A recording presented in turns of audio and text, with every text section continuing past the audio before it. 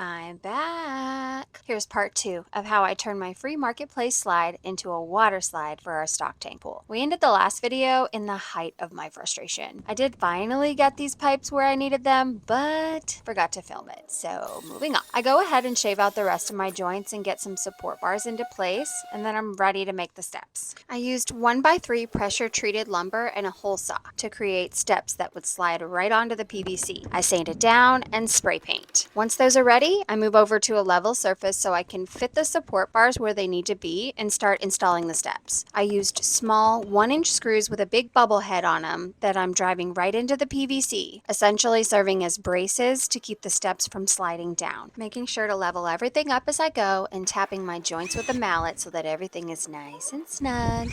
Now I'm thinking the end is in sight, but when I do a quick stability test, it's clear this thing is not gonna cut it. So after a quick evaluation, I'm off yet again to the hardware store for more supplies.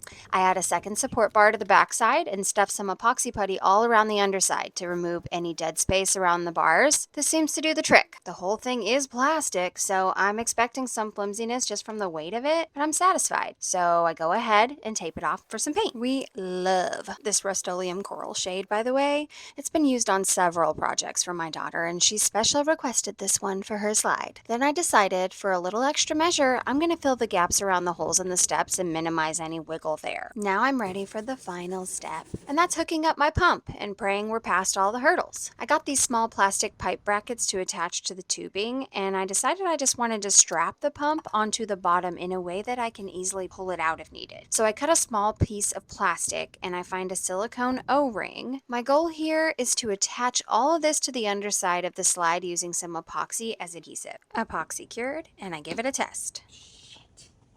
But my O-ring snaps, so I quickly just come up with a plan to strap it on with some basic elastic because I am so over this. But it's okay, because y'all, I made it! Everything hooks up seamlessly from here. I plug the pump into my weather box that houses all my other electrical, and it works exactly as I planned. The pump shuts itself off when it no longer detects water, so I just have to pull it out when we aren't using it, and it'll turn right back on when I put it back. I've spent the last couple years itching for a chance at this project, but I had no clue how close it would come to breaking me. Was it worth it? I think I'll let her answer that one.